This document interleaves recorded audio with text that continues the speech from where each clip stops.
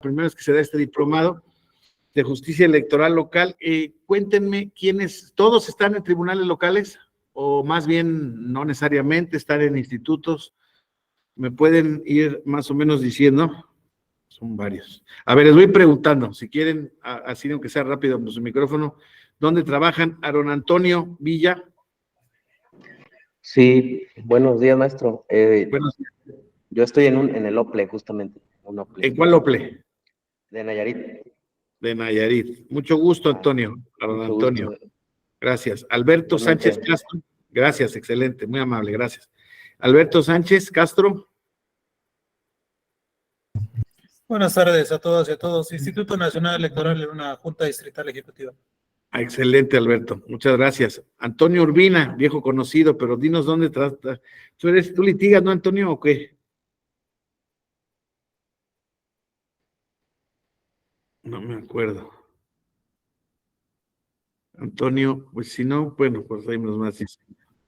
Servidor Público Municipal. Gracias, gracias, Antonio. Carlos Iván Velázquez.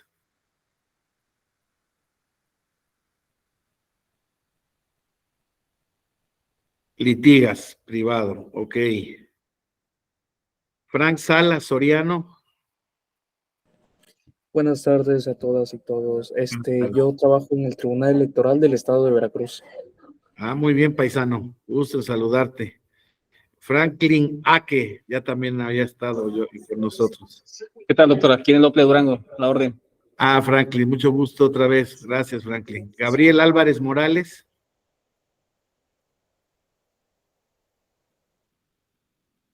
Gabriel, no. Bueno, Eladio Plata. He colaborado en el Instituto Electoral del Estado de México. Del Estado de México, ahorita no. Ok, Isela Otero. Buenas tardes a todos, compañeros. Yo laboro en el Tribunal Estatal Electoral del Estado de Nayarit. De Nayarit, muy bien. Así es. Gracias, Isela, muy amable. Jonathan Chávez Nava. Buenas tardes. Yo en el Partido Acción Nacional, Estado de México. Ok, Jonathan, excelente. Miguel Ángel Menéndez, por favor. Él ha trabajado en el INE y está interesado. Muy bien, gracias. Miguel Ángel Rubio Trujillo. Y después de...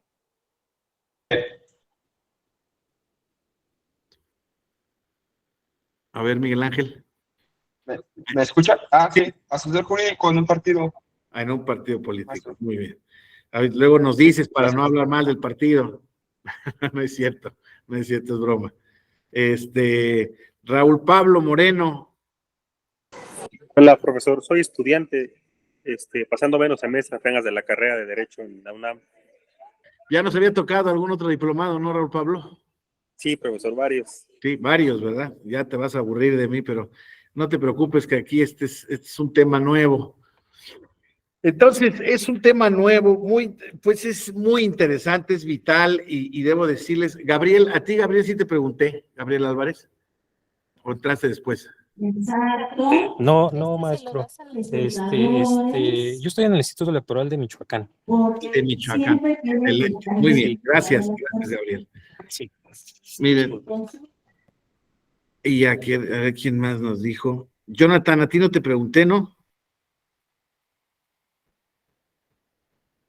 Jonathan Chávez. Sí, me preguntó en el PAN, Estado de México. En el PAN, discúlpame. Gracias, sí. Jonathan, discúlpame. Muy bien.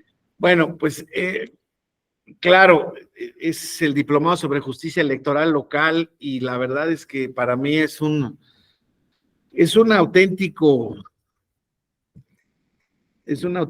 reto. Reto lo digo en términos muy,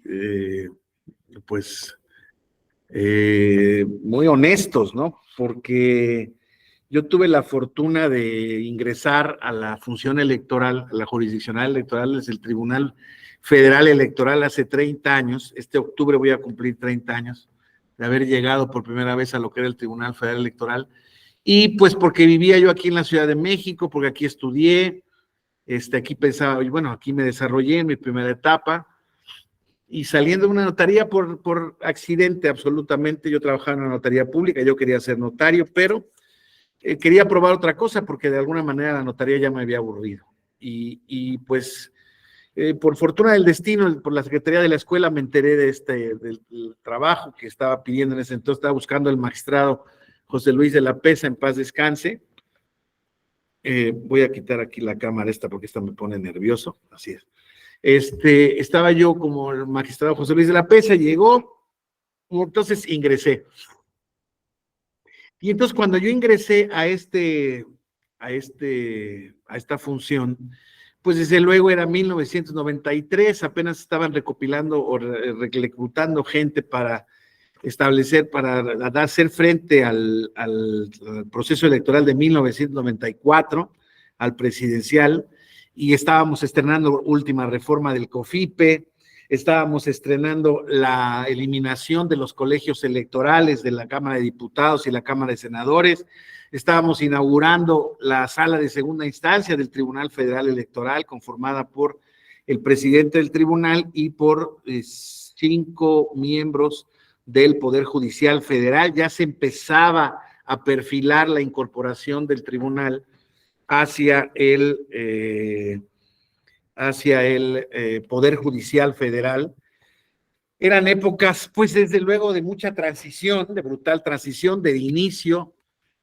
Y bueno, pues si ustedes me apuran, compañeros, y lo voy a decir estrictamente como es, o como yo lo percibo, apenas estábamos preocupándonos por las elecciones federales.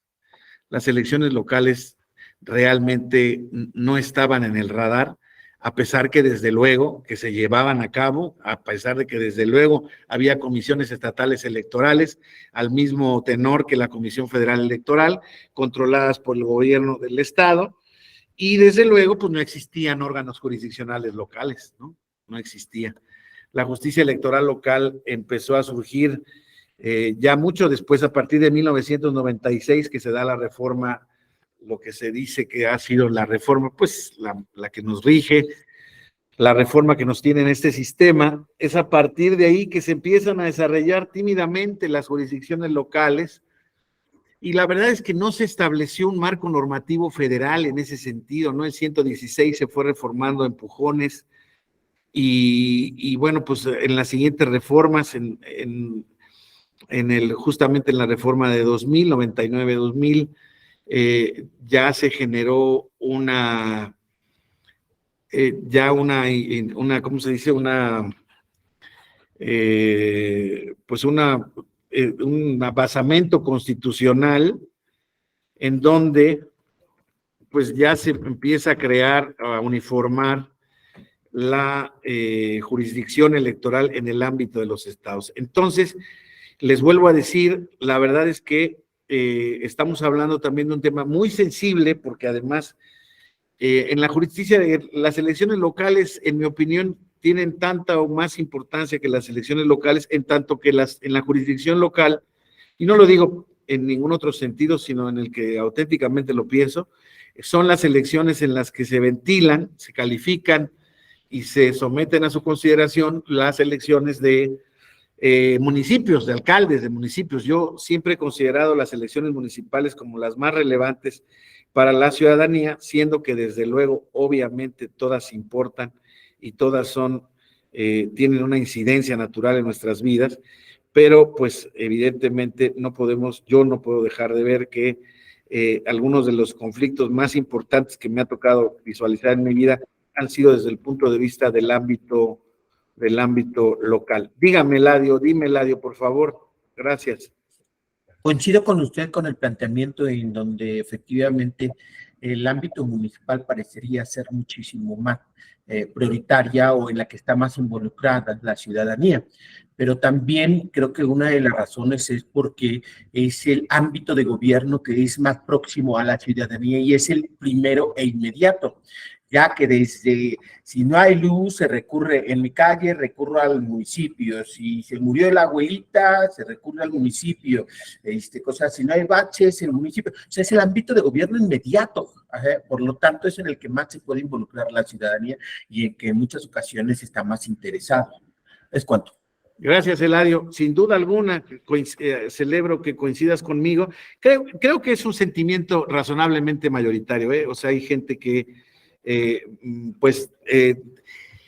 parece mentira. Miren, yo soy originario de Veracruz, me salí a los 17 años a estudiar la universidad, la carrera de Derecho, aquí a la Ciudad de México, y aquí establecí, pues, mis primeros 17 años de vida profesionales con una escala en Madrid, España, para hacer algún posgrado. Y el asunto es que yo cuando entré aquí, pues evidentemente mi primer crecimiento fue en el contexto de lo federal, en ese entonces, digamos, de lo nacional. Y pues debo decirles que la visión federalista, la visión es muy centralista, la visión del Distrito Federal, la visión de la Ciudad de México hoy en día, la visión de los órganos federales, pues empezó siendo, vamos, hoy en día ha modelado, hoy en día yo creo que el federalismo de nuestro país, si bien es cierto, tiene contornos muy propios de nuestra realidad política que se ha ido desarrollando. Hoy en día yo advierto un federalismo mucho más sólido, mucho más fuerte, claro, siempre con sus, insisto, con sus deformaciones, etcétera, etcétera. ¿Por qué? Porque recuerden ustedes que nosotros venimos de un régimen de partido hegemónico, ¿no? Y ese régimen de partido hegemónico, pues nos tenía controlados a nivel federal y a nivel local, o sea, existían, el control venía por todos los ámbitos. Entonces, de alguna manera, los estados eran como premios de consolación o premios de, digamos, de segundo nivel para los funcionarios. Claro que para los funcionarios que les tocaba, pues era un reto muy interesante, pero incluso hoy en día sigue siendo más importante un cargo federal que un cargo de gobernador del estado, ¿verdad? Porque, bueno, te pone en la órbita de la presidencia de la República, ¿verdad? Y, bueno, pues lo hemos visto siempre así en todos los sexenios, y ya a partir de que hubo transición democrática, lo hemos visto con todos los partidos políticos. O sea, los gobernadores saltan a los gabinetes federales y de ahí empiezan a construir es su carrera o seguir construyendo su carrera política, ¿no? Entonces, pues ya han visto desde luego la evolución del sistema electoral de México, ya lo han visto con el maestro Pérez de los Reyes, ya lo han visto con el licenciado Vado, ¿no? La distribución de competencias entre la federación y los estados, la creación de este sistema, insisto, de justicia electoral local, que pues cuando nosotros empezamos a tener contacto con ellos en la práctica, ¿no? Les vuelvo a decir, de manera paulatina. Yo les puedo decir que a partir del año 2000 ya empezó a generarse ahora sí ya una uniformidad en lo local, aunque desde luego iniciaron algunos tribunales antes o simultáneamente, pero fueron pocos, la verdad. Y luego, además, que esta reforma de 96 se inicia con un medio de control constitucional que a los ojos de los estados era una invasión de la autonomía de los mismos, ¿no? El juicio de revisión constitucional electoral se vio en un principio, se los digo porque a mí me tocó vivirlo y padecerlo, bueno, no padecerlo porque realmente, pues evidentemente siempre la relación del tribunal con los tribunales locales, con las autoridades locales, ha sido muy respetuosa y de mucho respeto a sus diversas competencias, etcétera, ¿no? Pero íbamos y decían, oigan, ¿y por qué la federación se mete en las elecciones de los estados, no? Y bueno, pues desde luego que las razones son múltiples, desde luego que creo que había una visión ahí más o menos quizá malentendida de lo que resultaba ser el juicio. Todavía parece mentira, pero estábamos apenas en el entendimiento del control de constitucionalidad, pues que apenas estaba dando realmente en el Poder Judicial ordinario. Imagínense en lo electoral, cuando recién se crean las jurisdicciones. Oye, apenas estamos creando nuestra jurisdicción local y tú me dices que la vas a venir a revisar. No me parece justo. Y bueno, naturalmente, pues acudía desde luego a la analogía del juicio de amparo, ¿no? Decía, a ver, pues hay amparo en la jurisdicción constitucional federal, ¿no? Y el amparo, pues revisa determinaciones de los órganos, de los tribunales o de los órganos judiciales de los estados. Entonces, el juicio de revisión constitucional es una especie de amparo y desde luego, en ese entonces todavía no había explotado como tal la conformación y delimitación de este juicio de la ciudadanía, para la protección de los derechos político-electorales de la ciudadanía, que pues apenas también se estaba dando una nueva visión. Fíjese cómo la reforma de 1996 fue auténticamente pues una piedra de toque que hasta ahora, con todo y que se ha querido reformar y más o menos que está bien, desde luego yo creo que todo tiene que tender, yo siento que hay un cúmulo de reformas muy importantes que hay que hacer a la legislación electoral, no tan solo desde el punto de vista institucional, sino el punto de vista de las reglas democráticas, y díganme si no lo estamos viendo hoy en día todos los días, porque pues evidentemente estamos ahora ante procesos inéditos hoy en día, estos procesos presidenciales que se están dando, por un lado creo que de manera positiva, porque se están dando de manera abierta, ¿no? O sea, hoy en día cada vez la figura del tapado ya no existe, ¿no? ¿Se acuerdan aquel rito? Yo todavía era muy joven, pero me tocó vivirlo y yo lo recuerdo porque a mí la política siempre me ha llamado mucho la atención. Y me acuerdo esa tradición sexenal del tapado, yo era muy chico, pues, pero todo eso del tapado era pues justamente la tradición del partido único en el poder, o hegemónico, ¿no? Del poder, porque había más partidos políticos, no se puede negar eso, pero pues realmente el poder lo tenía un solo partido. Y entonces ya se ha ido abriendo cada vez los procesos de elección de candidatos, pero no creo que es hasta ahora cuando realmente ya se está anticipando. Bueno, no creo, estoy seguro que es la primera vez que se está anticipando tanto este tipo de cosas, y eso se está haciendo, todos ustedes lo saben, contra las reglas establecidas. Las reglas establecidas establecen temporalidades que no son las que se están llevando a cabo, y desafortunadamente o afortunadamente, insisto, hoy en día pues se está privando un poco el respeto a la institucionalidad más que a la legalidad. Pareciera ser un contrasentido, pero pues creo que algunos de ustedes lo consideran o lo pueden entender muy bien.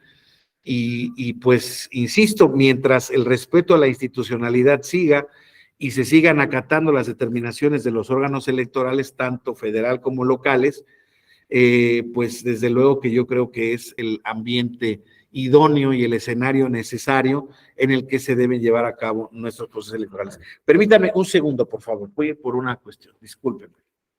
Permítame un segundo.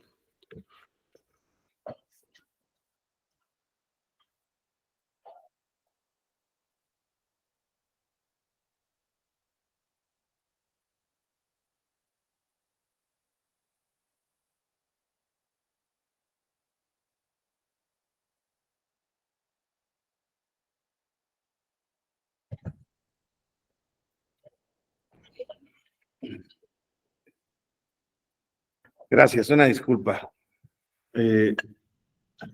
Perdón, pues que necesitaba un poco de agua. Entonces,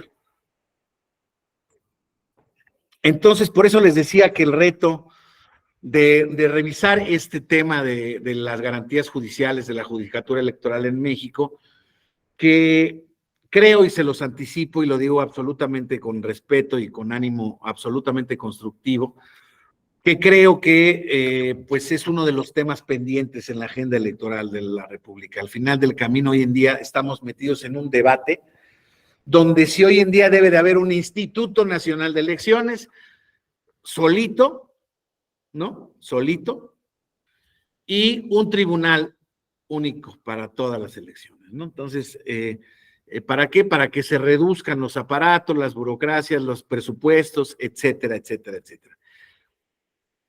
A mí, con un gran respeto, a mí no me lo parece, pero es lo que está hoy en día. Una parte importante del espectro político del país está pensando en justamente ahorrar. Bueno, de hecho, las últimas reformas que hicieron en 2014 no es un secreto para nadie. De alguna manera, esta centralización de las elecciones a nivel administrativo como jurisdiccional ha sido uno de los planteamientos que se ha generado a partir de la clase política, ¿no? Que va generando, le ha restado importancia y fuerza a los organismos públicos locales electorales y a los tribunales electorales locales, ¿no? No asegurándoles un presupuesto, no asegurándoles auténticamente un servicio profesional, ¿no? Y de eso se tratan justamente las garantías judiciales y de estabilidad.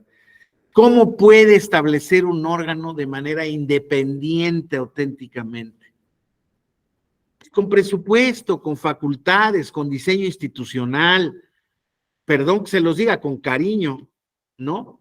O sea, no como como un mal necesario, como una réplica de lo que existe a nivel nacional, no. Y me ha tocado verlo en el tiempo que he tenido en el tribunal. Me tocó ser magistrado de la primera circunscripción plurinominal y me tocó ir a los estados, a Nayarit, a Jalisco, ahí tenemos la sede, Las Bajas, Sonora, Sinaloa, Durango, ¿verdad? Y nos ha tocado analizar, y las realidades de lo local es muy diversa. Para fortuna, y creo que no para tanta fortuna, porque insisto, yo creo que sí se deben de tomar en cuenta naturalmente las circunstancias geográficas, políticas, sociales de cada entidad. Ahora, y eso pasa paralelamente por una revisión de nuestro modelo federalista, ¿no? Nuestra revisión del modelo federalista, en mi opinión, debería auténticamente de generar ahora sí un equilibrio entre la federación y los estados, mientras el equilibrio, por ejemplo, impositivo, hoy de los impuestos, hacendario, siga estando concentrado en la federación, pues perdón que se los diga, pero los estados van a seguir estando padeciendo justamente de los repartos de la federación, que es un pacto fiscal federal. Perdonen, pero todos sabemos que eso de pacto fiscal federal no tiene nada, es una imposición que fue desde siempre. ¿Por qué? Porque nuestro modelo federal realmente surgió de manera al revés. Las 13 colonias de Estados Unidos americanos, de los Estados Unidos de Norteamérica, son el ejemplo natural de una federación. Y hoy en día la Unión Americana, nos guste o no nos guste, como sean en muchos otros sentidos, es una auténtica federación. O sea, el modelo federal allá auténticamente reproduce una realidad que se generó desde la independencia. Aquí desafortunadamente no, y todos lo sabemos, la independencia de México, pues había varios virreinatos, había varias realidades locales, pero realmente era varias, no virreinatos, eran varias, pues sí, departamentos, no me acuerdo cómo se llamaba, pues prefecturas de Nueva Galicia, de tal o cual, y lo que importaba era el virreinato de la Nueva España, ¿no? O sea, al final el camino era una propiedad única o un territorio único bajo el gobierno de la monarquía española, con delegados y representantes de este imperio español que existía en ese entonces, ¿no? Entonces no existían auténticos espacios de determinación, de autogobierno, de gestión local, sino que todo se fue generando a partir de nuestros pueblos originarios y del proceso de colonización y de mestizaje, pues se fueron generando poblaciones, pero siempre al orden, al mando de un poder central, que era el de la que se estableció desde siempre en la Ciudad de México. Entonces, compañeros, pues naturalmente cuando nos hacemos independientes y se establece la primera revolución, la primera constitución, en mi opinión real, quien tenga una opinión distinta, lo respeto y estoy de acuerdo. Pero ya de alguna manera la de 1824, la constitución que para mí es auténticamente como tal la primera constitución formal de la República Mexicana, pues genera y copia el sistema de la Constitución americana desde entonces.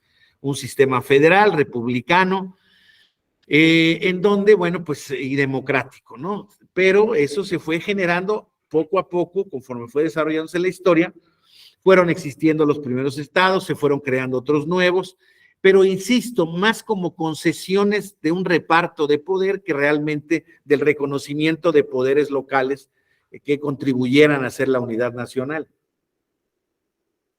Curiosamente ha sido en los últimos tiempos, cuando la transición democrática se ha dado, que ha sido cuando auténticamente hemos estado encontrando ya que los gobernadores de los estados, los poderes legislativos de los estados, los poderes judiciales de los estados, pues han encontrado un grado de autonomía mucho más importante y han ejercido en una medida lo que más se puede, pues, porque, insisto, desde los puntos de vista fundamentales, pues están atados a leyes federales o leyes generales, están atados a una imposición central, ¿no? O sea, hoy en día, y justamente en el ámbito del municipio es donde se recaudan, en todo caso, las contribuciones más relevantes para la vida diaria de los ciudadanos, porque todo lo demás es un reparto al Estado y el Estado lo reparte a los municipios con base en criterios poblacionales, si es que al final del camino se cumplen estos, ¿no? Pero bueno, insisto, eso pasa entonces con la justicia electoral local, con las elecciones en los estados. La reforma de 2014 viene a generar esta, de alguna manera, prevalencia del Instituto Nacional Electoral, y por tan es así que se le cambió la denominación de ser Instituto Federal Electoral al Instituto Nacional Electoral. Quitó un montón de facultades a los OPLES y limitó y reguló el sistema de nombramiento de los tribunales electorales y pues prácticamente les delineó su constitución y su, digamos, y su conformación y su duración en el encargo. Entonces, yo no sé a ustedes qué les parezca esto, pero insisto, a mí me parece pues que quizás se basa en una realidad, insisto, de la disparidad presupuestal que existe entre la federación y los municipios, pero yo creo que desde el punto de vista de la administración y la realización de las elecciones, no creo que sea un modelo óptimo, lo digo con absoluto respeto al legislador, a la ley que existe, al modelo que existe y a las opiniones que ustedes desde luego al respecto tengan y que me interesa escucharlas, desde luego, porque hoy en día, como ustedes saben, uno de los grandes problemas ha sido un poco la determinación. Creo que ya en la práctica se ha resuelto y no hay mayor problema en la operatividad, pero digamos, sí se ha disminuido mucho la operación. Son fundamentales, son indispensables, pero se ha disminuido mucho la relevancia de los OPLES en atención a estas nuevas facultades, por ejemplo, de fiscalización que tiene el instituto. Ahora, claro, el monitoreo del radio y televisión me parece bien que lo tengan, pero ha sido un problema en la práctica generar el monitoreo cuando a las elecciones locales, por la naturaleza misma del espectro radiotelevisivo y pues como está diseñado nuestro espacio de telecomunicaciones en nuestro país. Entonces, yo no sé ustedes qué opinen para empezar respecto del modelo que tenemos hoy en día. A mí, insisto, para fijar mi posición, me parece un modelo intermedio, digamos, a medias, entre el respeto y reconocimiento a una república auténticamente federal y pues me parece que podría haber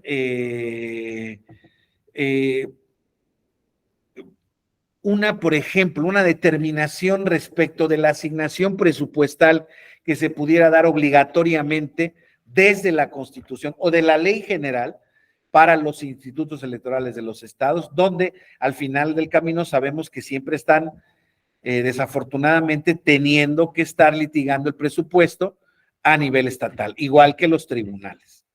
Y conozco la realidad de muchos institutos electorales locales en donde al tercio del año, a los 2 tercios del año, están, esperando a que les den asignaciones adicionales porque realmente pues no cuenta con el presupuesto suficiente para terminar. Dice Antonio Urbina, parecía una buena idea el que todas las elecciones mantuvieran un mismo estándar de calidad. El problema es que muchas autoridades jurisdiccionales, electorales locales y federales están en completa integración, exactamente. Particularmente las jurisdiccionales ahorita, hay pendientes, según me quedé en mis cálculos, 64 nombramientos de magistrados locales, con lo cual implica que por lo menos hay uno vacante en cada estado. Jalisco tiene 2 vacantes, existe un solo magistrado en funciones, auténticamente designado, y existe un magistrado en funciones porque el reglamento no permite 2 más. Tabasco tiene 2 vacantes. ¿De cuántos se conforma el Tribunal de Tabasco? Recuérdame, Antonio. De 3, fíjese, 2 vacantes de 3. Y así están todos los tribunales. La Ciudad de México creo que son 5 y pues están vacantes 2 también. Por lo menos tienen 2 vacantes. Pues sí, si tenemos 60 y tantos vacantes, por lo menos hay 2 por estado. Entonces, primer problema, compañeros, antes que entremos al tema de las garantías judiciales. Hay una vacante de 5 en Michoacán, ok, vale, está bien. En Chihuahua también están bastante bien porque creo que hay una vacante de 3, y en general todos andan por ahí, pero hay una gran cantidad de tribunales que no están ni siquiera integrados con mayoría. Y eso, pues, insisto, también me demuestra a mí una falta de respeto. Claro, no, alguien me podría decir, no hay ni nombramientos federales. Entonces, pero bueno, eso se explica desde la condición y el contexto político en el que estamos. No hay un INAI completo, ¿no? Entonces, digámoslo así, ¿qué ocurre en nuestro sistema electoral? Pues que para esta actual configuración de poder, vamos a llamarlo así, para ser estrictamente los más justos posibles, aquí en Nayarit está 3 de 3, afortunados, creo que son excepción. Les digo, creo que en el caso de, ¿qué iba a decir? Ahorita sí se me fue el tema con el tema del 3 de 3, que bueno, pues que en términos generales, ¿no? La realidad de los órganos constitucionales autónomos para esta configuración de poder está siendo muy problemática. Este año, al Tribunal Electoral del Poder Judicial de la Federación, a su sala superior se le suman 2, bueno, más bien integran 2 vacantes en octubre. En diciembre tienen 2 vacantes de 3, ok. En octubre. Entonces se van 2 magistrados de la sala superior, y ustedes saben que para calificar la elección de presidente de los Estados Unidos mexicanos que tendremos en 2024, se requiere un quórum de 6 magistrados. Si se van 2, quedan 5. Y si hay 5, no hay quórum. Pero ¿cuál es la salvedad de la ley orgánica? Entraría a formar quórum el magistrado electoral regional decano, el más antiguo. Y ese podría integrar quórum, pero esa es una condición ideal de calificación de las elecciones en nuestro país. Yo creo que no. Entonces, empecemos por lo primero. ¿Cómo vamos a hablar de garantías judiciales de la judicatura electoral local si no tenemos ni magistrados? O sea, caray. Y claro que están previstas en la Constitución 116 cuarto, en la LEGIPE 105 y 116. O sea, estamos previstos, o sea, hoy en día se están faltando obligaciones constitucionales, así de claro, como en otras tantas veces. No, ni me espanto, ni estoy poniendo el grito en el cielo, estoy señalando que una vez más el legislador responsable o el poder legislativo en el ámbito responsable están fallando a su obligación constitucional, en este caso de integrar órganos. Y me voy a concentrar en el tribunal electoral, en los tribunales electorales locales. Falta. Entonces, carajo, si no los pueden ni nombrar, imagínense ustedes, el tribunal, ¿qué fuerza puede tener? Claro, este diseño se hizo para evadirlos del control de los gobernadores, que estaba siendo muy fuerte. Pues si le piden el presupuesto al gobierno del estado, díganme, ¿de qué resulta? Sí, te preveo quién te nombra, los órganos fuera del estado, pero el que te da el dinero es el estado. Ahorita vamos a ver una de las garantías judiciales más importantes para efectos de la estabilidad en el encargo, es el sueldo de los juzgadores. Si no les pueden dar ni un presupuesto, ¿cómo pueden garantizar el sueldo? Perdón, pero pues tenemos que empezar por reconocer ahí la cruda realidad que existe en esta materia. Y sí es cruda. A mí me parece, y digo, y además no es lo que debe ser en la Constitución. El Tribunal Electoral de la Ciudad de México, pues, y Antonio, todos los locales. Cuando yo todavía tenía la oportunidad de ser magistrado, bueno, todavía fui magistrado regional, la realidad en los tribunales locales y de los soples. Y alguien me podría decir de la administración pública, ok, vale, pues ya no me meto, pues sí, porque tiene que ver con el presupuesto, naturalmente. Volvemos al asunto. ¿Qué calidad de instituciones de infraestructura puede tener un tribunal si el presupuesto o cualquier órgano de administración de justicia, si un presupuesto no es suficiente, no es acorde con las necesidades de la administración de justicia? La otra vez estaba yo leyendo un estudio sobre la justicia local, la justicia no electoral, la justicia local, Y fíjense que los poderes judiciales de los estados, además de que traen un arrastrando por ahí de 2 millones de asuntos en rezago, 2 millones de asuntos en todo el país, más los que tienen ahí, o sea, es puro rezago. Pues porque no tienen mayor capacidad de crecimiento ni mayor capacidad, o sea, ¿de qué estamos hablando? Ya déjense de los recursos tecnológicos que puedan ayudarles a hacer el trabajo, ya no dejemos la justicia digital aparte, de eso ni hablemos, de la cantidad de secretarios, relatores de estudio y cuenta o como se llamen en cada tribunal local, están atascados de trabajo.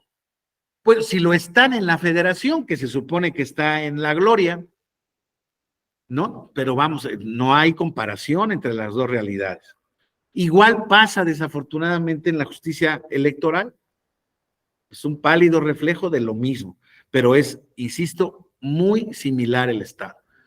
Entonces, más bien, este tipo de diplomados, este tipo de materias, este tipo de análisis debe servirnos para analizar de los tristes vacíos que existen en nuestro país, en este sentido, que por fortuna, al final del camino, hoy en día, no han sido tan determinantes, pero les vuelvo a decir, si se llega se supone que empieza el periodo ordinario otra vez el 1 de septiembre, ya tienen que hacer los nombramientos en 2 meses, porque ahorita no van a hacer nombramiento de la comisión permanente y muchos estados, insisto, tienen sus tribunales incompletos. ¿Cómo van a juzgar? Pues con lo mismo que les va a pasar, lo mismo que el INAI. El INAI tiene ya atorados, eran 6,000 la semana pasada, no sé cuántos sean ahora, 6,000 solicitudes que tiene que resolver el Pleno. Y no pueden sesionar porque no nombran al comisionado. Y la Suprema Corte de Justicia les negó la posibilidad de sesionar incompletos. Ahí creo que sin remedio. La Corte hubiera estado muy duro que se saltara la norma constitucional, pero en fin. Entonces, vamos a ver lo que debiera hacer, ¿no? Suponiendo que los tribunales estarían integrados. De antemano les digo, yo creo que los tribunales deberían de establecer desde ahora un porcentaje del presupuesto similar al que se le otorga al Poder Judicial, en porcentaje naturalmente, similar al que se le otorga al Poder Judicial de la Federación, para tener sus temas. Y debe de haber reglas específicas presupuestarias para que si en el ejercicio fiscal que se trate, el tribunal tuvo, obviamente hay que someterlos a todos a los niveles de austeridad y disciplina presupuestaria, de acuerdo, pero darles un presupuesto casi pensando en que les sobre, obligándolos a ejercer únicamente el presupuesto restante en el caso que sea estrictamente necesario. No sé si haya posibilidad de establecer una tipología de casos, pero vamos a suponerlo. Que se pudiera hacer, bueno, pues que se le establezca ese presupuesto y que se obligue a restituir el remanente para el año que sigue, el ejercicio fiscal que sigue, etcétera. No sé, hay 1000 soluciones, pero al final del camino creo que lo que debemos de estar conscientes ahora es que estamos en un momento delicado de nuestro equilibrio de poderes en nuestro país y la jurisdicción electoral, tanto federal como local, están en problemas, más desde luego la local. La local está en problemas porque, pues insisto, pues existe un déficit de integración de magistrados, existe un déficit. Imagínense, mañana vamos a ver en parte de la estabilidad y las garantías judiciales, pues sea de que la gente tenga un trabajo permanente, estable, bien remunerado, y para eso se supone se crea el Servicio Profesional Electoral Nacional, donde también se incluye a los soples. Me encantaría saber, de verdad, en un estudio, bueno, ahora quienes trabajan en los soples me podrían decir cuál es su estatus, pero prácticamente en los soples el Servicio Profesional Electoral está en los huesos, o sea, y está obligado por la Constitución. Entonces, insisto, hay normas, lo sabemos también siempre desde que estamos estudiando, hay normas constitucionales que más bien son programáticas, pero yo pensé, y lo digo de verdad, hace 30 años, bueno, hace 27 años que con esta reforma de 96 nunca más iba a haber un problema en ese sentido. Y hoy en día estamos en este tema. ¿Por qué? Pues porque justamente existe una conformación del poder hoy en día, perdón que les diga, pero al que parece que le valen 2 cominos el Estado de la justicia electoral. Oigan, pues ¿para qué nombramos si todo lo termina resolviendo en última instancia el Tribunal Electoral del Poder Judicial de la Federación? Pues porque así han estado las reglas específicamente. Pero se podría hacer realmente unas nuevas reglas donde haya auténticamente la posibilidad de que sea extraordinaria la administración de justicia a nivel federal. Por decirles algo, si no hubo ningún planteamiento de constitucionalidad efectivo, ¿para qué pasa la jurisdicción federal? Efectivo. El problema es que basta con que se nombren artículos constitucionales para estimar que estamos ante un tema constitucional. Eso no es cierto. O sea, hay muchos asuntos de los estados que no debieran ser conocidos por la jurisdicción federal, salvo que fueran de constitucionalidad. De verdad. En eso se goza la autonomía. Y también debo reconocer, por ejemplo, en las instancias locales, en la justicia ordinaria, hombre, muchas acaban en el amparo, pero muchas no. Ahí hay más o menos un comportamiento, pues digamos, mucho más acorde con el diseño y desarrollo constitucional por parte del Poder Judicial de la Federación, que en este sentido. Pero bueno, vayamos entonces a qué se tratan de las garantías judiciales. Pues las garantías judiciales están previstas en el 116, en la LEGIPA en el 105. Ahora bien, ¿de qué hablamos cuando hablamos de garantías judiciales, no? Pues son en 2 vías, ¿no? Las garantías judiciales consisten en la protección de los juzgadores que participan en un proceso judicial, ¿no? Conjunto de instrumentos legales cuyo objetivo es tutelar la independencia e imparcialidad del juez en beneficio de los justiciables. ¿Qué es lo que de alguna manera, primero que nada, busca un sistema judicial? En que los nombramientos sean sobre las personas adecuadas, las personas preparadas y las personas imparciales, ¿verdad? Que acrediten imparcialidad. Pero eso no se logra nada más con el nombramiento, Eladio. El nombramiento es una parte del proceso con el que inicia la función. La función tiene que estar protegida permanentemente para prevenir que haya una desviación en la administración de justicia, ¿verdad? Entonces, lo importante es que tengamos esa primera garantía. Esa garantía se constituye incluso como un derecho subjetivo público del justiciable. O sea, el justiciable, en el contexto de su derecho a la tutela judicial efectiva, tiene derecho a que su juez sea imparcial. Y por eso vamos a ver que están previstas, como en todas las leyes judiciales, las causas de impedimento, recusación y excusa. Entonces, pero es muy importante, insisto, este proceso, porque esto da estabilidad, esto genera una condición personal al que juzga de tranquilidad, de desahogo económico, de paz. Por eso es este tema ahora de que debate sobre si los funcionarios públicos no pueden ganar más que el presidente de la República. Pues claro que no, o sea, el presidente de la República tiene la mayor responsabilidad en una función pública en el país. Yo creo que sí, no tengo dudas de ello. ¿Debería de ganar más que todo? Yo creo que sí.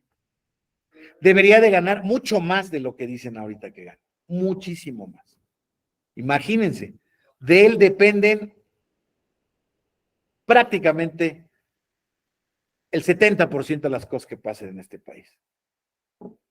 Pero si sabemos que estamos en un país donde el presidencialismo es poderoso, compañeras, compañeros, pues entonces no, las cosas que dependen de él pueden llegar al 90%.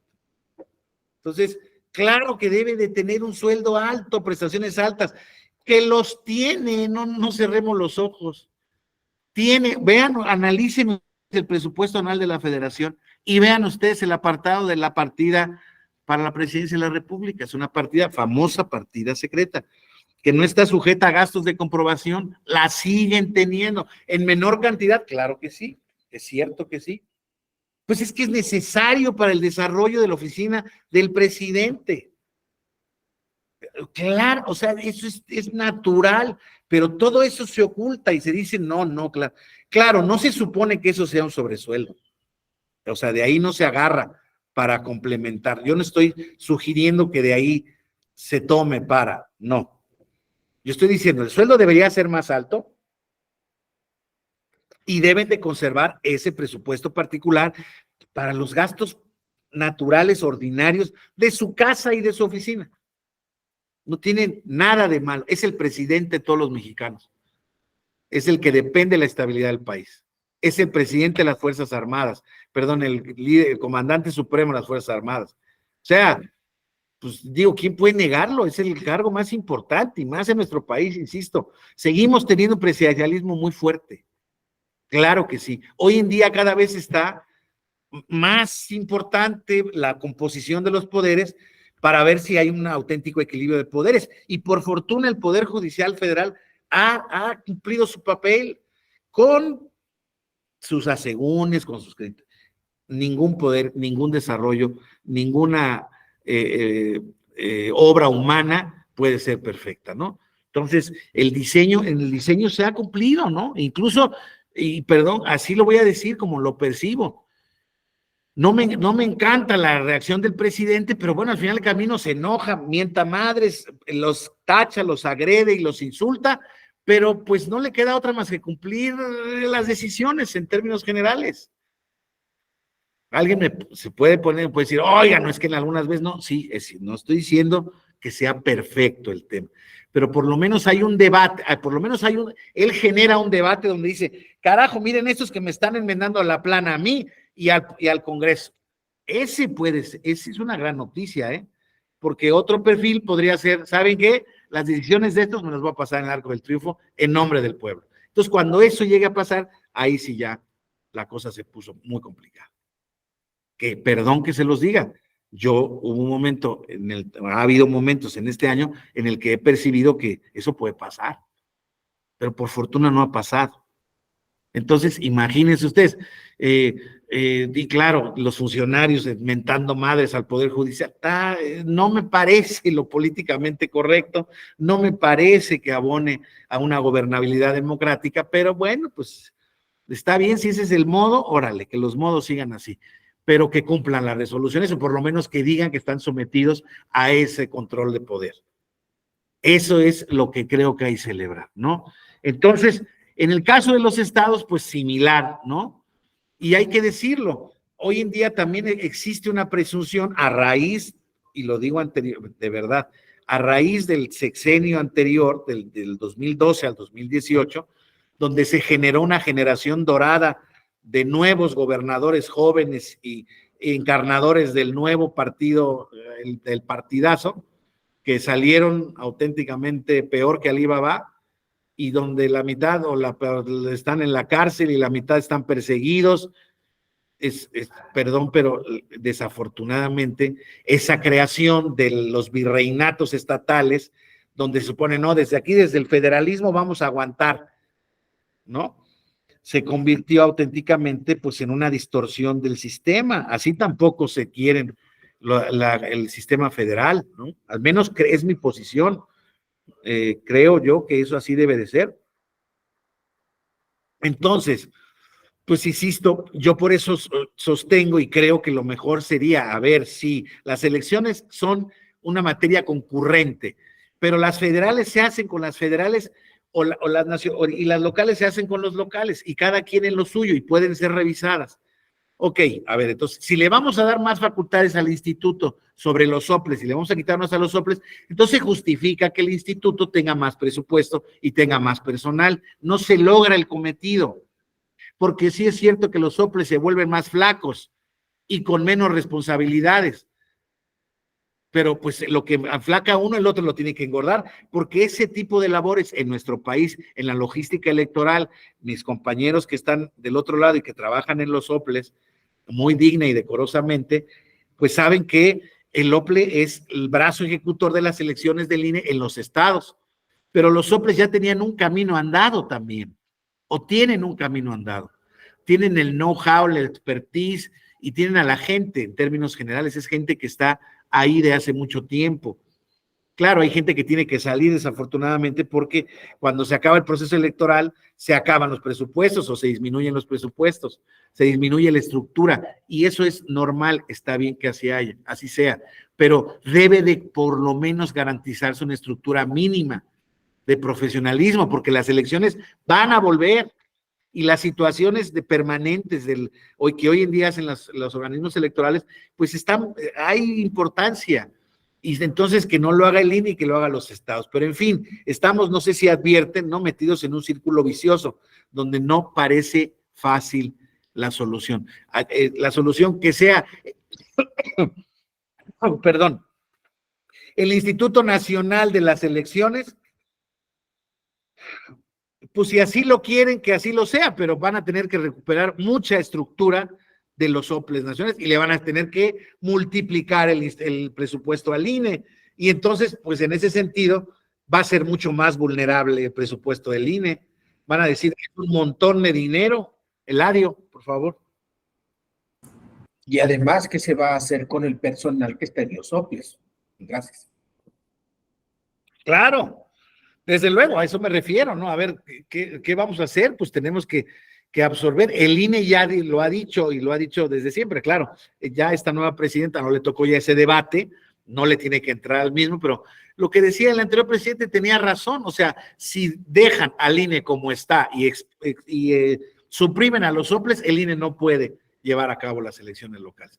¿Por qué? Porque dependemos de la mano de los soples, de lo que los soples hacen. Claro que sí, o sea, se tiene que hacer, insisto, es que se puede reformar, claro que se puede reformar. Yo no soy de los que piense tampoco, ni creo en el inmovilismo institucional, creo que no, o sea, claro que no, pero sí creo que hay bases mínimas que creo que deben de ser respetadas y a partir de ahí se pueden iniciar y ensayar nuevas fórmulas, pero perdón que lo diga, con proyecciones presupuestarias reales, no con base en calenturas ni en resentimientos, ni en molestias, ni en qué gobernador gobierna en cada entidad federativa, de qué partido es. Ah, sí, este es de los míos. Ah, bueno, suelten el presupuesto que sea.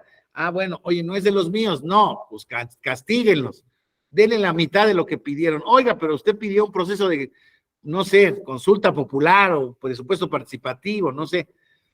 No, sí, pero entonces, insisto, bueno, un poco va ahí todo, digamos, pues involucrado, ¿verdad? O sea, entonces, esas garantías judiciales, insisto, también, que se pueden conocer también como garantías procesales también, ¿no? Como aquellos medios que se otorgan a las partes en el proceso, pero que auténticamente como tales, unas tienen que ver con el derecho a la tutela judicial efectiva, que son al debido a la defensa, a ser oído y vencido en juicio, las reglas procesales. No, las garantías procesales tienen más que ver, insisto, con el comportamiento del órgano, ¿verdad? El órgano que se le da la posibilidad. Decía el ministro Ortiz Mayagoitia, fíjense, no es un privilegio de los jueces el que sean inamovibles, el que se les pague adecuadamente y que cuando terminen con cierto tiempo de servicio tengan derecho a una jubilación o retiro. Está de por medio una garantía de interés social muy elevado, que es el de la garantía de acceso a la jurisdicción, conforme a la cual el juez tiene que estar suficientemente calificado para impartir justicia pronta, completa, imparcial y profesional, ¿sí? Eso se tiene que dar en todos los poderes judiciales. Insisto, un poder judicial en donde no existen estas garantías, pues la persona no está estable, está vulnerable. ¿Vulnerable a qué? A las presiones ajenas. No tan solo económicas, compañeras, compañeros. En el caso electoral, fundamentalmente políticas. Hemos estado en unos foros muy interesantes esta semana aquí en la Escuela Judicial Electoral y alguien decía ayer, algún magistrado decía ayer que antes la magistratura, siempre la magistratura tiene que ver con conocimiento y con prudencia, con un buen saber o con un buen ejercicio de la prudencia como virtud cardinal del juez, propia de un juez. Pero ¿saben también hoy en día cuál es un valor fundamental? El de la valentía. el de tener valor para emitir una sentencia en contra de lo que piensen los poderes, cualquiera que estos sean. Partidos políticos, poderes ejecutivos, poderes legislativos. ¿Y cómo se logra eso en el caso de un juez? Pues que el juez gane bien, que no pueda ser influido, que no tenga miedo de emitir una sentencia. Perdón, la otra vez también escuchaba en una entrevista a un policía, oiga, ¿y usted por qué no se metió en este tema? Me dice, no, señorita, luego sale cada loco con una pistola, me da un balazo y yo no voy a perder la vida por 4,000 pesos. Pues tiene razón. 4,000 pesos gana la quincena el señor. ¿Usted cree que está loco? La otra vez vieron el tema en la plaza comercial aquí en la Ciudad de México, en una plaza comercial de alto standing, vidrios blindados, vieron por lo menos 10 minutos, estuvieron golpeándolos para robarse los relojes. También vi a una, no sé en qué red social vi también en la entrevista, oiga, y ustedes de la seguridad privada, ¿por qué no se metieron? Pues por cómo cree usted, me dan un mazazo a mí, me matan. Dice, la joyería está asegurada, pero imagínense ustedes, ¿no? Bueno, perdón, ese caso lo traslado a los jueces. A un juez le das 20, 30 mil pesos para que ejerza su función de determinar la validez o nulidad de una elección en un municipio donde hay evidentes muestras de que hay infiltración en el crimen organizado. Yo lo entiendo claramente. Vamos, me parece lo normal. Entonces, claramente tenemos que tener a jueces que ganen bien, por lo menos que ganen dignamente bien. Y yo sí creo que debiera ser también un estándar fijo en la Constitución. Un juez, así, fíjense, la ley de los salarios, en mi opinión, está al revés, porque dependiendo del grado de responsabilidad, deben de ser al revés. No deben de ganar menos de tanto. Claro, con el límite que ustedes le quieran poner hacia arriba. Pero es que hacia abajo hay una disparidad terrible. Un director general de un ámbito municipal no gana lo mismo que un director general en el ámbito estatal y desde luego no ganan lo mismo que un director general en el ámbito federal. Y perdón, la responsabilidad municipal puede ser más intensa y más delicada que la que hace el federal. Y nunca van a ganar. Entonces, a ver, insisto, cuando les digo, me tocaba ver, y lo digo sin ningún tipo de empacho, cuando fui la última vez en el año de 2013 a impartir una conferencia sobre paridad de género, sobre equidad de género, al Tribunal Electoral de Baja California, del que salió la magistrada, hoy magistrada del Tribunal Electoral del Poder Judicial de la Federación, de la Sala Superior y antes de la Sala Guadalajara. De hecho, ella fue mi sucesora en la Sala Regional Guadalajara, la magistrada Mónica Soto. Tenía una secretaria de apoyo, ni siquiera de estudio y cuenta, y tenía una oficina en una casa del tribunal, rentada naturalmente, con muy pocas infraestructuras tecnológicas, y la magistrada tenía que estar teclando el asunto. Pues eso no está mal, ni es indigno, no, pero no era el único que tenía varios en la estela. Y así los demás magistrados. En cambio, otros tribunales, a los que no voy a nombrar porque desde luego no los quiero decir en ese sentido, tienen una infraestructura y un presupuesto muy digno, muy decoroso, unas instalaciones y recursos tecnológicos que facilita capacitación permanente. Así debiera ser, para que las sentencias sigan siendo cada vez más profesionales, porque sí lo son, sí lo son. Sí lo son, y debo reconocer que en la justicia electoral local hay una beta y una importante desarrollo jurisprudencial que desafortunadamente luego, no por las circunstancias de nuestro sistema, justamente federal o general o nacional, como le quieran llamar, pues la jurisprudencia que rifa es la jurisprudencia del Poder Judicial Federal, a nivel ordinario y a nivel electoral. Entonces, pero se distinguen varias cosas, y ahora con este nuevo tema de la vigencia de los derechos fundamentales y la obligación de todos los jueces pues de entre otros funcionarios, ¿verdad? Pero de los jueces también, de atender a la progresividad de los derechos humanos, del principio pro persona, etcétera, etcétera, pues debería de generarse una nueva dinámica en ese sentido, ¿no? Pero bueno, pues insisto, es lo que hay y entonces es fundamental. Entonces, esas garantías judiciales van encaminadas a la independencia del juez, insisto, la imparcialidad del juez, el juez que no tenga interés personal en el asunto, que no pueda ser movido rápidamente por ningún tipo de presión económica, de violencia física, de circunstancia social, lo que quieran. El juez debe estar solo sujeto al criterio de la ley para la resolución de los casos que conozca. Y ese es el objetivo, ese es el desideratum de la función jurisdiccional. Pero para ello, insisto, sí tiene que haber garantías judiciales y procesales. Y sí se establece en la Constitución y sí se establece en la ley estas garantías, pero para que haya eficacia en las mismas, pues debe de haber recursos y debe de haber respeto a la función, ¿no? Les decía yo hace un ratito, estas garantías judiciales de imparcialidad es un derecho subjetivo público en favor del justiciable. Forma parte del derecho fundamental de la tutela judicial efectiva. Y tiene una doble vertiente, naturalmente, protegen de las influencias internas, en el ámbito del propio contexto de un poder judicial, por ejemplo, electoral, de otros juzgadores de mayor, igual o menor rango, o de las influencias externas, de la presión, ya decía, de los justiciables, sean quienes sean estos, partidos políticos, autoridades de gobierno, poderes económicos, candidatos, etcétera. Estas garantías tienden a que este actuar imparcial e independiente genere confianza en la autoridad y sus decisiones. Hoy en día, yo creo que en términos generales en nuestro país, la gente acude a la justicia en la medida en la que acude, porque no le queda de otra. En muy pocos casos dicen, yo voy porque confío en que auténticamente tengo mi caso ganado.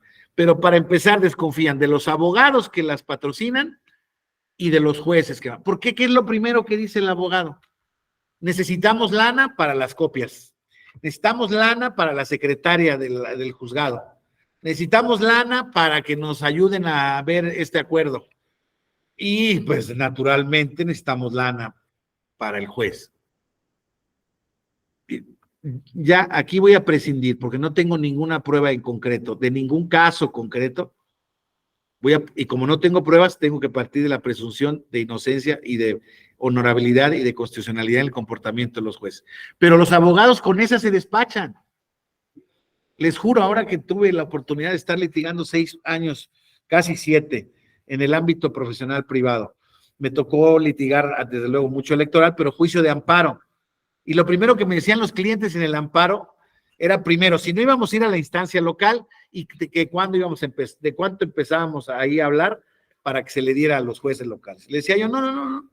En estos casos, como vamos a hablar de un tema de suspensión y vamos a hablar de X naturaleza del asunto, no tenemos que pasar por la justicia local, nos vamos a ir al ámbito federal. Y bueno, ¿y por cuántos, de a cuánto acá? Porque un abogado naturalmente me pide para el Poder Judicial local algo, pero para el Poder Judicial federal más fuerte. Y dije, no, yo no le voy a pedir nada. Yo para empezar lo voy a litigar en línea. Así de sencillo. Los acuerdos los vamos a ver en línea. Se supone que en ese sentido nos tienen que dar la resolución más alta. ¿Y cuánto le piden si no es indiscreción? No, para uno local 50,000 pesos de saque, pero eso no va incluido en el anticipo de honorarios. No, eso es pagastos de los juzgados. 50 o 100,000 pesos. Imagínense ustedes, natural, le dije al señor, no, pero ¿cómo crees? Si todos me han pedido, no, le juro que no le voy a pedir nada.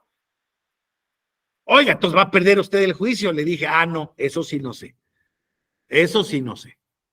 Yo voy a litigarlo con el mejor de mis empeños. Creo que tenemos posibilidades de que nos den la razón y por lo menos en la suspensión, ahí vamos caminando. Si no me la dan, bueno, pues tenemos que ir a la revisión y si la revisión no da, bueno, yo ya no le cobro nada. Vamos viendo y esperemos al fondo del asunto. Bueno, pues vamos viendo. ¿Sí me explico? Hoy en día el propio cliente, propio ciudadano que acude a la justicia, sabe que esos son los méritos. Y son pocos, ayer platicábamos también, aquellos que se encargan, por ejemplo, del litigio estratégico. ya no digamos de los intereses económicos, sino aquellos que van buscando la inclusión de ciertos criterios, por ejemplo, para grupos vulnerables, comunidades indígenas, ¿no? Grupos desprotegidos, etcétera. Entonces, estos abogados son auténticos héroes, ¿no? Porque con muy poco tratan de hacer mucho, ¿no? Y los abogados que litigan, digamos, asuntos económicos en personal en general, pues, insisto, yo desarrollé mi campo en ese sentido sin mucho contacto con compañeros que se dedican a lo mismo. Pues si eso es la realidad, pues entiendo que así facilita, pero entiendo que en el Poder Judicial Federal ordinario se está haciendo un trabajo muy importante para evitar ese tipo de conductas, y yo les digo de antemano, en el electoral, absolutamente un solo tema en ese sentido no hay. Aquí no hay nada de que para ver el expediente. La ventaja es que la justicia, ustedes lo saben, el desarrollo de la justicia electoral pues es distinta, ¿no? No tiene las mismas características ni las etapas procesales que el litigio privado, mercantil, civil, administrativo. Es un litigio distinto, pero bueno, insisto, tenemos que contar con esa confianza en la ciudadanía. Y claro, luego las decisiones de los tribunales pueden ser objetadas por el criterio, pueden ser objetadas desde el punto de vista de su conveniencia política, pero hay que ver los méritos y también el contexto. Esto lo he platicado recientemente, últimamente, porque es algo sobre lo que estoy trabajando y no es algo nuevo, desde luego, pero que podemos ver con una rabiosa actualidad hoy en día. La justicia también es una actividad política, en términos generales. O sea, una decisión jurisdiccional es una decisión política. Y entonces hay que verla en ese contexto política. Ojo, no estoy diciendo que los jueces resuelvan con criterios políticos, no. Que hay que entender el razonamiento y la prudencia de los jueces en un determinado contexto político. Eso es, hay que verlo, siempre ha sido así. Claro, lo que pasa es que, insisto, antes, el Poder Judicial, pues no era contrapeso de nada. No se ventilaban cuestiones de constitucionalidad. No se cuestionaban leyes en lo abstracto. Ustedes lo saben, esto surge hasta 94. El medio de control abstracto de la acción de inconstitucionalidad y la controversia constitucional surge hasta 94. Todo lo demás anterior era litigio privado, era litigio fiscal, era litigio agrario, ¿sí? Donde muy probablemente se generaron actos de corrupción duros y maduros. No estoy diciendo que no. Pero ya a partir de la reforma de 1994, fíjense, en el Poder Judicial ordinario y en el Poder Electoral, lo que podríamos llamar un poder electoral, o en la función electoral en general, se fueron creando auténticos poderes ya profesionales, independientes, ciudadanos. Está bien, o sea, ha estado mucho mejor. Claro, el camino en las entidades federativas ha corrido más lento y es natural que corra más lento. Ya lo hemos explicado por nuestro contexto político. Es cierto que hoy en día lo local importa cada vez más, pero también depende de coyunturas. Pareciera ser, y perdón que lo diga en términos crudos, pero si mañana vemos 32 estados gobernados por el mismo partido que el presidente, pues vamos, ¿a dónde creen que vamos a regresar?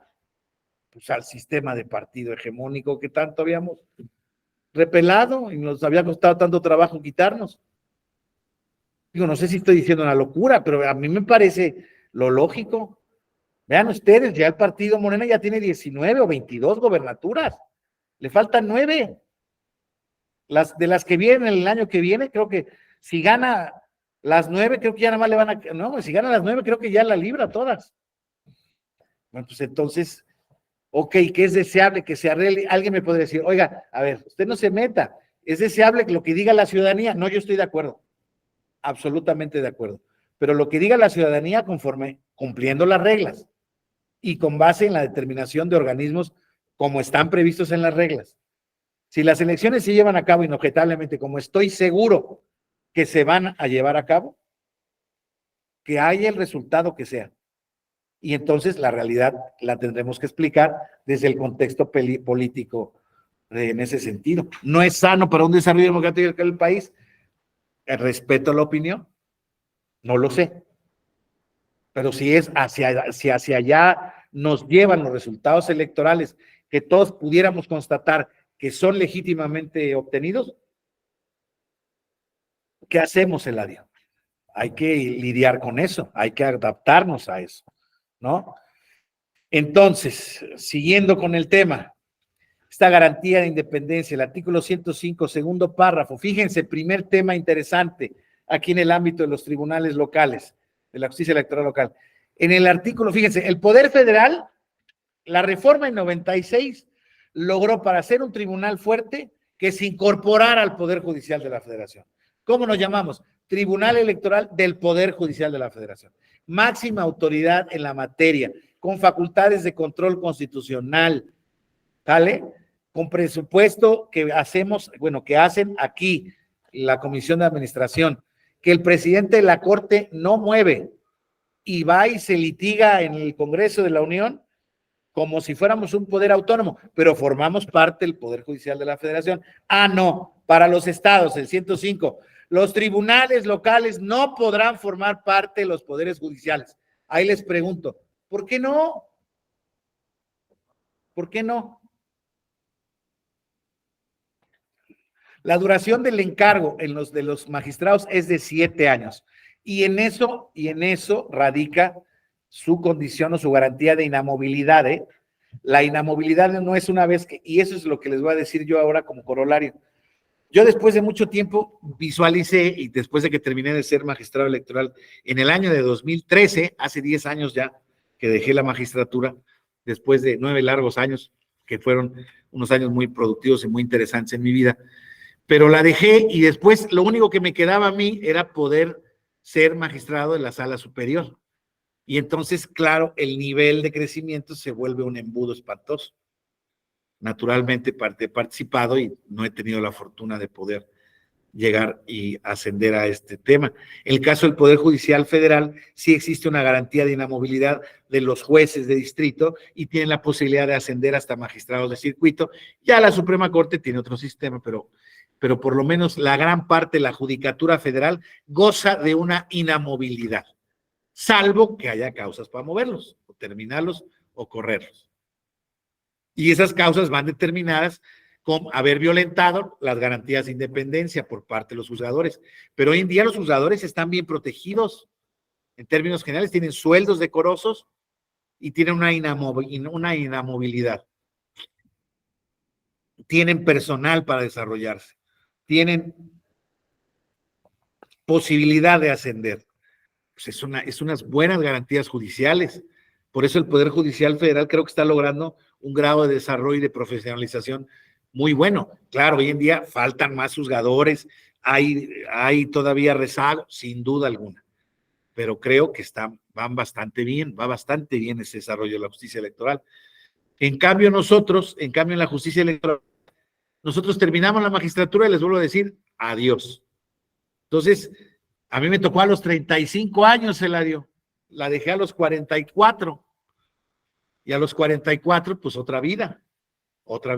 Yo tuve la fortuna que después el magistrado Manuel González Oropesa me invitó a ser coordinador de su ponencia, pero yo estaba en la sabrosa de que, oye, yo soy magistrado, yo para atrás ni para echar aire, ni para tomar aliento. ¿Cómo voy a regresar otra vez de dependiente del magistrado?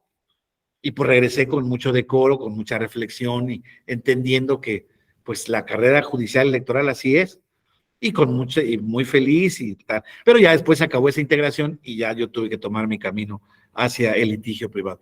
Pero digámoslo así, yo asumí ese riesgo, yo asumí ese tema, pero y ya se crea un servicio profesional al interior del tribunal de carrera muy importante, al mismo nivel que el Poder Judicial de la Federación. Ya son empleados con base, con carrera, ya también se está haciendo una rama administrativa, porque de eso se trata. La garantía de independencia es garantías judiciales, desde luego que van para los juzgadores, pero también tienen que ir encaminadas al personal de abajo. Todos coludos o todos rabones. ¿Para qué queremos a un magistrado muy bien pagado y los funcionarios de abajo los pueden correr mañana y ganan 10 veces menos? Pues entonces la corrupción va a estar abajo. Pues ese es parte del esquema, insisto, perdón, pero a mí me parece que el discurso es equivocado. Los funcionarios debemos en la justa medianía, me parece muy bien, no estoy diciendo que nos hagamos ricos con el presupuesto, naturalmente no, pero una justa medianía implica pues un sueldo digno para poder desahogar un gasto natural, una familia en condiciones, insisto, razonables, decorosas, en donde la permanencia del juez en su encargo le hagan el interés por servir a la justicia sea más importante el que ver mañana de qué va a vivir, ¿no? ¿Cuándo va a cambiar el coche? ¿Cuándo va a cambiar la carcacha que trae porque ya no puede transportar a su familia? ¿No? En fin, creo que el punto queda claro, creo yo, ¿no? Entonces, la duración del encargo es 7 años, los nombramientos se hacen de manera escalonada, claro, con la idea de que no coincidan sus periodos con el del gobernador del estado en el que sean designados o estén lo más ajenos posibles a los gobernadores de los que están. En la práctica es común que los gobernadores también traten de ejercer presión sobre los tribunales locales, a pesar de que no sean ellos quienes los nombren. El nombramiento lo hace el Senado y el Senado, bueno, pues evidentemente, pues genera una presunción de garantía que van a atender más a los méritos que a las relaciones, pero pues eso sabemos que en la política mexicana es un buen deseo y no necesariamente una realidad. Entonces, pero bueno, me consta que la magistratura regional, local, es una magistratura cada vez más calificada y muy profesional, insisto, así como sus funcionarios, pero creo que, insisto, hay que seguir poniendo el dedo y atención en estas cuestiones. Ahora bien, para esos cumplimientos, compañeros, para también como herramientas para el justiciable, para que estos magistrados también sean imparciales, les decía yo que estas son garantías que van de un lado y de otro, ¿no? Para los magistrados, estas condiciones de autonomía e independencia reconocidas en la Constitución, en la ley, de un sueldo decoroso, ¿no? Ahí vamos a ver las garantías económicas, ¿no? De una inamovilidad, por lo menos en el tiempo que duren en su encargo, nadie los puede remover, y eso genera esa imparcialidad. Pero también existen ciertas condiciones que están previstas en la ley para que los justiciables o los propios magistrados o jueces locales se estén en esos supuestos fácticos, ellos puedan excusarse o puedan ser recusados del conocimiento de un caso. Entonces, para empezar, los magistrados no pueden abstenerse de conocer de un asunto por simple temor o por, digamos, por circunstancias que no queden enteramente claras, ¿no? Por simple temor o por incomodidad, así como las partes tampoco pueden recusar a un magistrado por simple rumor, por decir que juzga con determinada manera, y eso existe mucho en el litigio en general, pero en el electoral, este magistrado fue designado por tal partido, entonces va en contra de nosotros, entonces hay que tener cuidado, el proyecto va a venir en contra, etcétera, etcétera. Insisto, esto desde luego que se puede dar en la realidad y hay circunstancias fácticas que rebasan todo lo que pueda ser imaginado, pero créanme que el objetivo es cada vez más ir tratando de paliar ese posible efecto. Perdónenme, dice Isela, el salario del personal de algunos tribunales, personal que están abajo de las direcciones, tiene un salario más bajo que los salarios del Ejecutivo. Sí, claro, sin duda alguna. Sí, les digo, hay tribunales que están muy bien y hay otros tantos que no están tan bien. Entonces, se debe de buscar, insisto, una uniformidad en ese sentido. No podemos estar hablando de los diversos universos de los tribunales locales.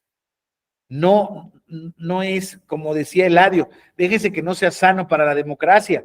No es sano para nadie, o sea, ni para justiciables, ni para jueces, ni para funcionarios, ¿no? Les vuelvo a decir, hoy en día, si a mí me nombraran, perdón, lo digo auténticamente con respeto, y claro que me encantaría, para mí sería un honor ser magistrado, vamos a pensar, de un estado X, no voy a decir nada, de un estado X, pero no me dan secretarios, me pagan, insisto, 40,000 pesos, y yo tengo que teclear y ver mis propios asuntos, no puedo, no voy a ser capaz de desarrollar el trabajo, se los digo auténticamente, no puedo. Sé revisar un expediente, claro que sé hacerlo. Sé redactar una sentencia, claro que sé hacerlo. Hace años que no redacto una, pero es cuestión de volverse a poner. Pero si tengo 10 asuntos esperándome para resolverlos en una semana, no lo puedo hacer, no lo voy a poder hacer. Los jueces de distrito que tienen, por ejemplo, amparos ahí pendientes, póngase que tengan una fila de 100 asuntos y tienen la responsabilidad de sacar por lo menos 7 por semana. Un asunto por día, pues tienen que tener el personal para hacerlo. Y claro que tienen, que en cada juzgado entiendo que hay 4 secretarios de estudio y cuenta, más profesionales operativos y auxiliares judiciales. O sea, tienen, no sé exactamente, pero entre 12 y 15 personas. Bueno, pues entre 12 y 15 personas es razonable pensar en un asunto por día. Me parece medio apresurado, pero es lo que hay. Se puede hacer. Pero entonces luego les queremos pedir calidad argumentativa en las sentencias. Pues no hay. Si tengo que sacar esta cuota, es como me pides calidad en las sentencias. Y esto pasa en los tribunales locales. Si los tribunales locales no tienen estructura mínima, pues ¿qué calidad le puedes pedir a las sentencias?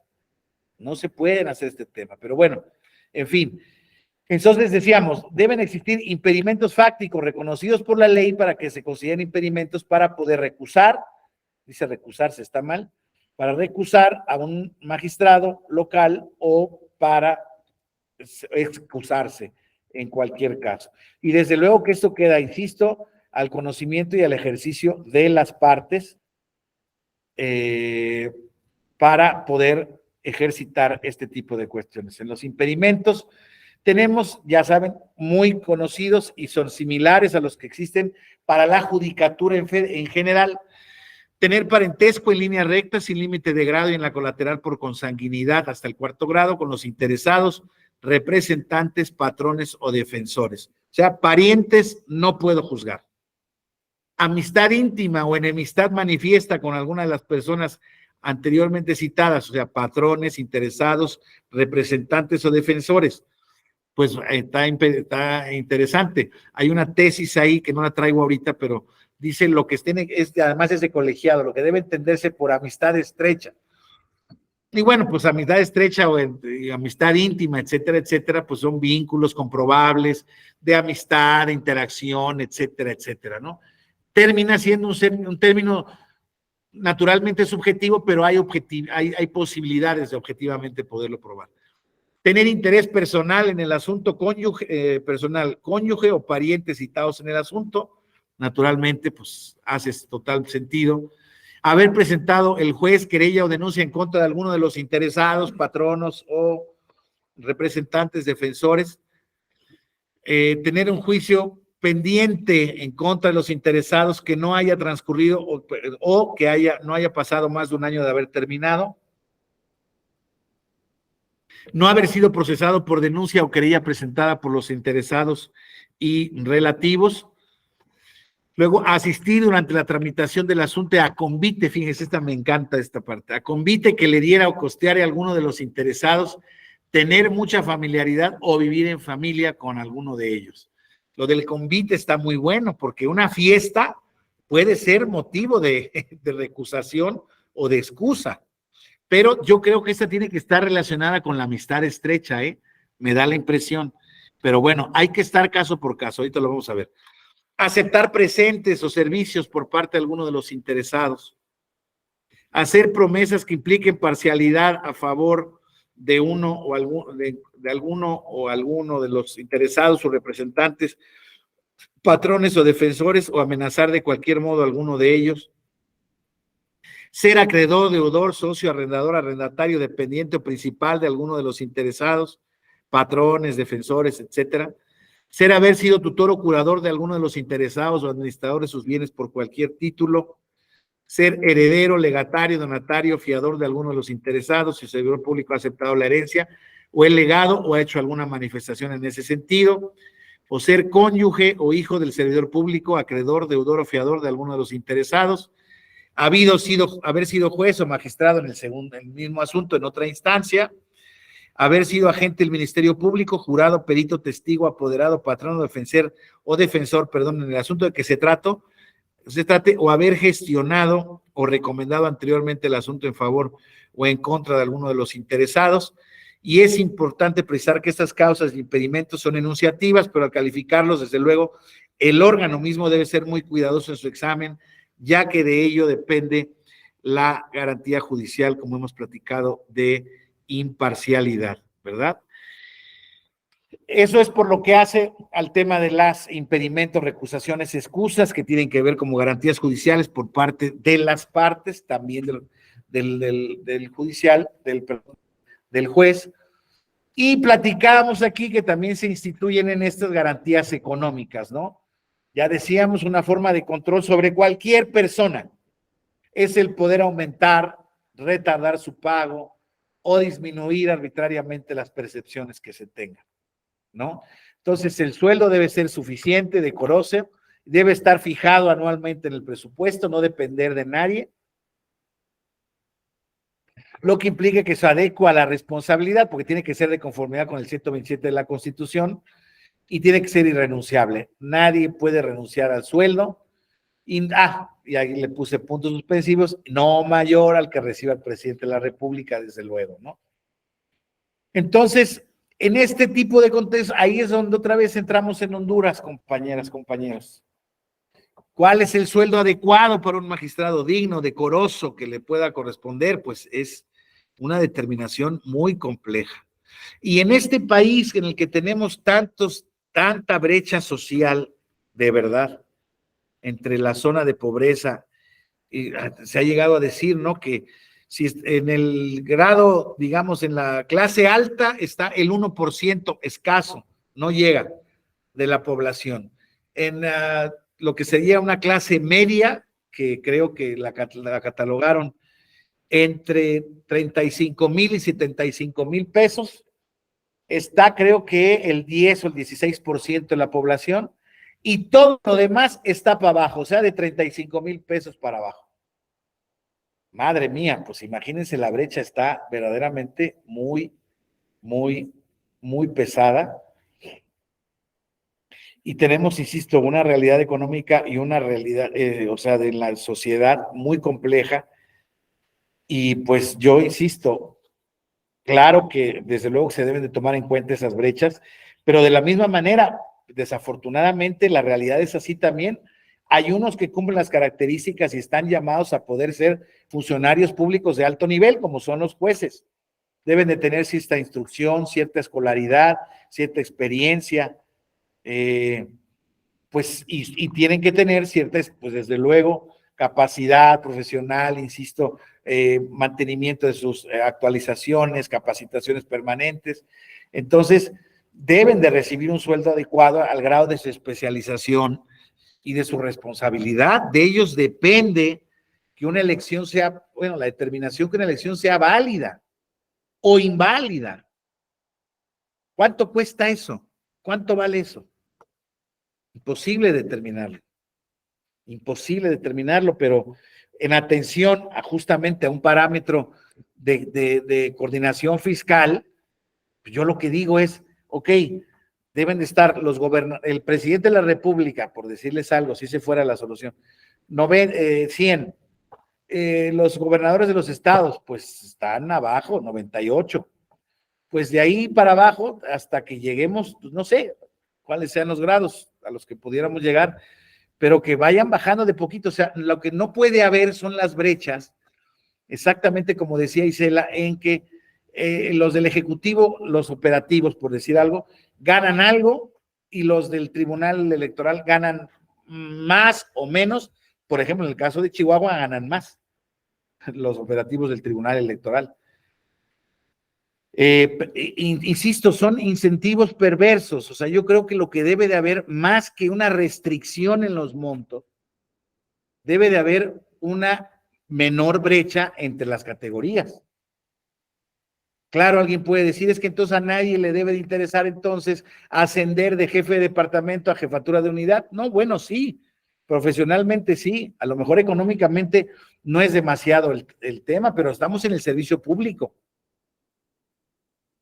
Es cierto que debe de haber una limitante. O sea, estoy de acuerdo, o sea, no quiero que me malinterpreten.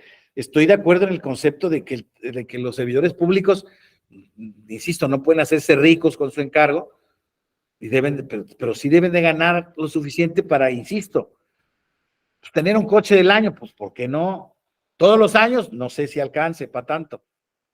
Pero, oigan, podrán tener sus hijos, bueno, son funcionarios públicos, en principio tendrían que tener la capacidad de ir a escuelas públicas. Oiga, privadas, no sé si les alcance, no sé si eso sea necesario, no sé si eso sea decoroso. Oiga, tienen que tener seguro de gastos médicos mayores, pues ahí está el debate. Pues yo creo que tienen que estar en el servicio público de atención. Pero todos parejos. Si van a tener seguros de gastos médicos, todos parejos. No alcanza para todos, pues entonces para ninguno. ¿No? O sea, es un tema interesante, ¿no? Por ejemplo, en el tema de garantías económicas para los magistrados del tribunal local, consejeros locales, no existe el derecho a la jubilación. Computan años más para efectos del régimen de jubilación al que estén adscritos. No impide, al no ser establecido en la legislación general, no está prohibido. No se impide que se pueda establecer el monto o la previsión en las legislaciones locales, que es de donde sale incluso el presupuesto. ¿Es procedente? Que claro que es procedente que se incluya. ¿Es deseable? Pues creo que sí, creo que es muy deseable. Lo que pasa es que, claro, alguien me puede decir, oiga, nada más duran 7 años, con eso alcanzan jubilación. Bueno, pues habrá que ver las condiciones, ¿no? Y este tema de las garantías económicas se conecta naturalmente con el tema de la carrera judicial y del sistema del Servicio Profesional Electoral Nacional, ¿no? Que está previsto, insisto, para los temas de los soples, no está prevista para el tema de la carrera judicial en los órganos jurisdiccionales locales. O sea, ¿qué les puedo decir, compañeros? Pues que en realidad están desprotegidos los tribunales electorales locales. O sea, no está robustamente previsto el sistema de garantías económicas judiciales. No está robustamente previsto. Hay que reconocerlo abiertamente. Es deseable que sea mucho mejor. Pero les vuelvo a decir, si la realidad es que pues al Poder Legislativo que los nombra tiene atorados 60 y tantos nombramientos, imagínense que les va a interesar los sueldos. En fin, compañeras, compañeros, con esto terminamos esta primera parte. Si alguien quiere hacer algún comentario, alguna reflexión, alguna crítica, quiere desahogarse, aquí es el momento para hacerlo. Les agradezco mucho, gracias Antonio, gracias a ustedes por su paciencia y siempre por su atención. A mí me estimula que pueda yo hacer reflexiones que a ustedes les llamen la atención, que crean que son interesantes y bueno, pues, insisto, pues de aquí no podemos arreglar el mundo, pero sí podemos tratar de ver la realidad de una manera más objetiva. Gracias a todas y a todos, mañana nos vemos a la misma hora. Muchas gracias. Que tengan Muchas gracias, maestro. Muchas gracias. Gracias a ustedes. Buenas tardes a todas y todos. Nos vemos Gracias. mañana. Gracias. Gracias, maestro.